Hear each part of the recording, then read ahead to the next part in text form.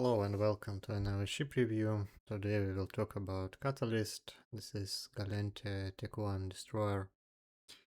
I wanted to skip this one actually, but Catalyst is so popular that I kind of have to do a video about it. So this feat is pretty bad for solo PvP because of many reasons. We will talk about them on the next slide. But it's also very extensively used for farming in faction warfare because it's one of few Tech-1 destroyers that can very comfortably kill faction warfare rats in any complex. So you can run any complex from small and up. And it costs next to nothing. Fully fitted Catalyst would be something like 10 million. So it's an ideal farming ship. Very cheap, very fast at farming, and it can enter practically any well-paying complex in the Warzone. Now, what are the problems with Catalyst? The Catalyst is the all-in brawler essentially. It only has 2 medium slots, but unlike ships like Coercer, the DPS of Catalyst is restricted to a very tiny range because you typically feed blasters. And so what you have is very poor control and very poor range. And this is deadly stuff. It just doesn't work. You either need projection or you need control. And this ship doesn't have either. Catalyst doesn't really work with Rails, so you don't see any Scrum Kiter, Web Kiter, or Kiting archetypes. You can technically make some Rail Catalysts work with 150 or 125mm plus Tanaman or Macro Warp Drive, but the main issue is our Tech-1 destroyers just do it better. So for example, for Tanaman, Kiting, you are much better off using Thrasher or Coercer. And for kiting, it's pretty much the same thing. Scrum kiting just isn't possible because you don't have a control sufficient to use Rails in Scrum range. So this is the first problem. You're very one-dimensional. Everyone knows that catalysts are always brawlers with maximum DPS.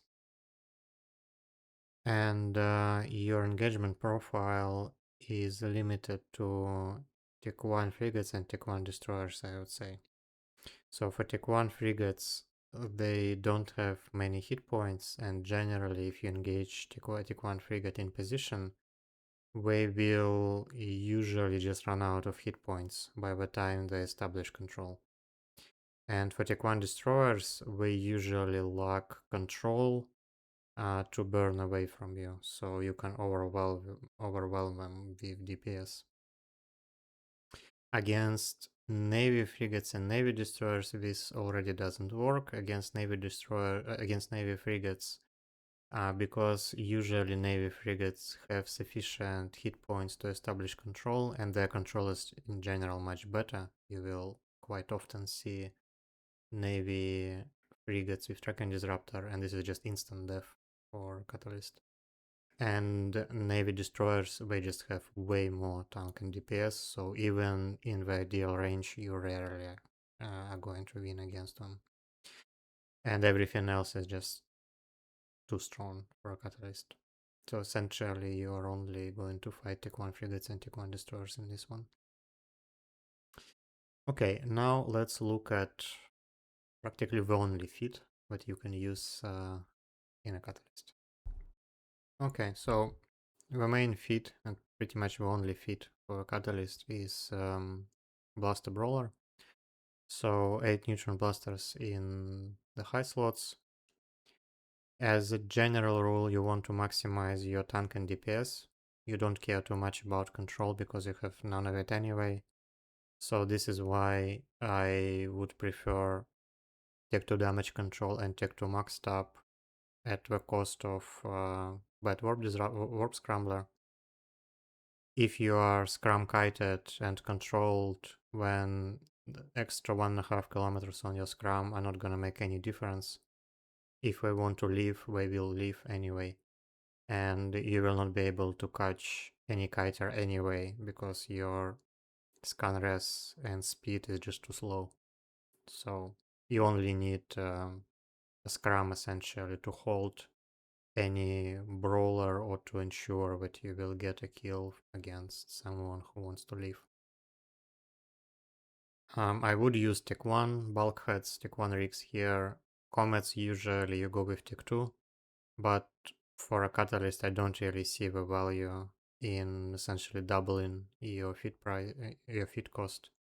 For some extra hit points, I would go with Tech 1, and the rest is pretty self-explanatory.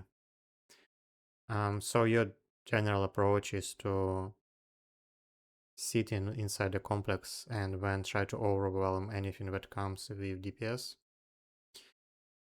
You need to remember that you should switch to null as soon as the target is further than 5 kilometers away.